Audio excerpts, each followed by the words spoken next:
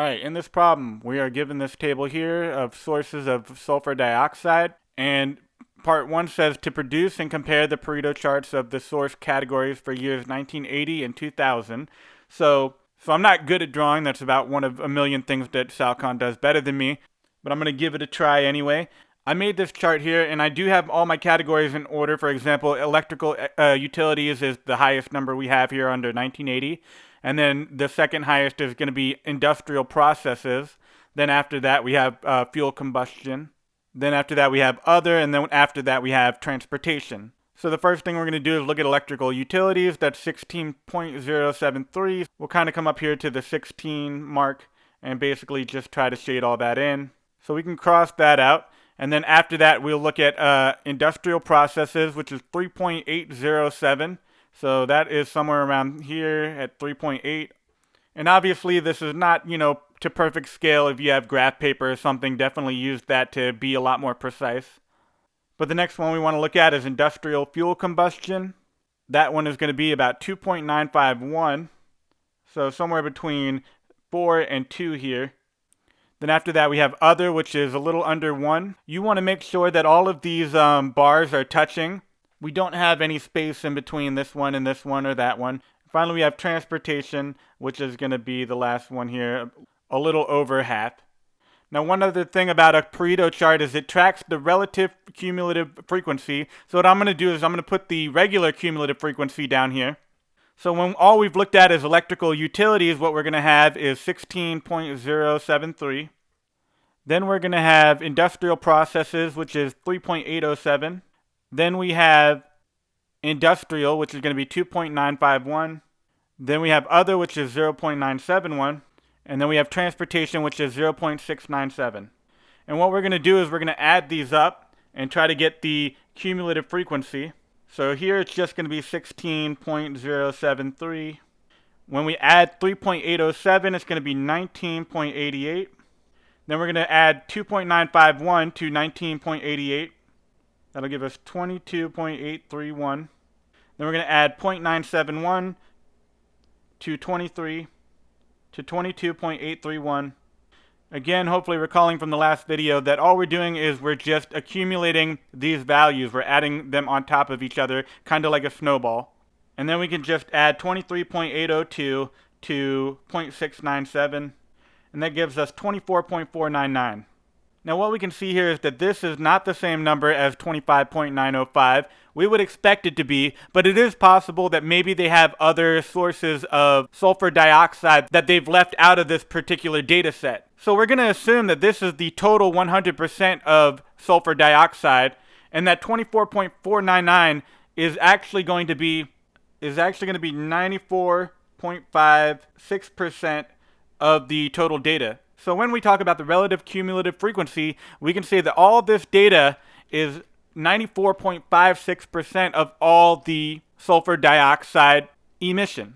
And you can double check, add all these up, and ensure that they do add up to 24.499, which I've double checked and they do.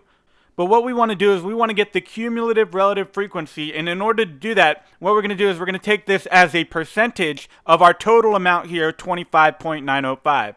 So when we have 16.073, we're going to take that 16.073 and divide that by 25.905, and that will give us 62%.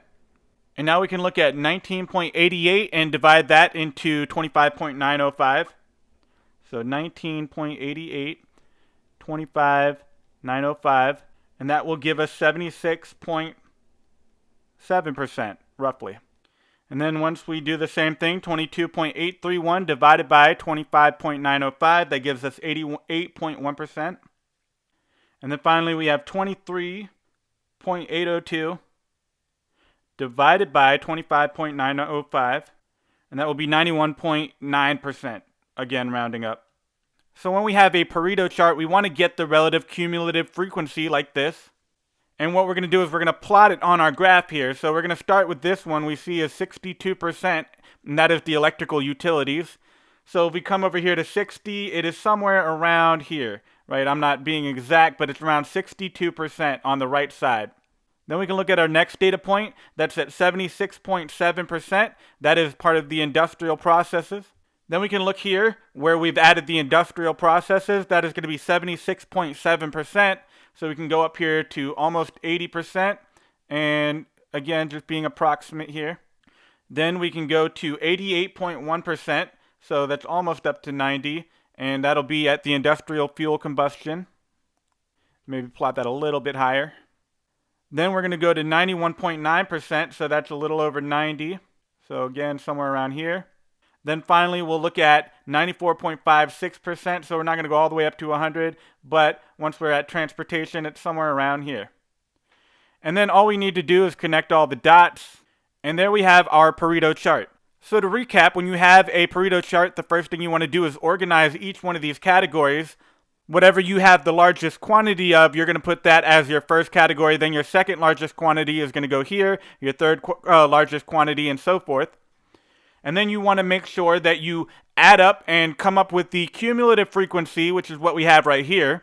But then you want to take that as a percentage of the total, which is 25.905, and that will give you your relative cumulative frequency, which again, all that says is out of the total percent, how much of the information have we gathered so far. And then you just need to plot each one of those points on here and then connect the dots, and you'll have a Pareto chart. There's a general rule called the Pareto principle saying that about 80% of the consequences come from 20% of the causes, saying that 20% of our sources here are going to cause 80% of our overall pollution. So all I've done here is the graph for the 1980, but you can go ahead and do the graph for 2000 if you want. In fact, pause this video if you want to do that.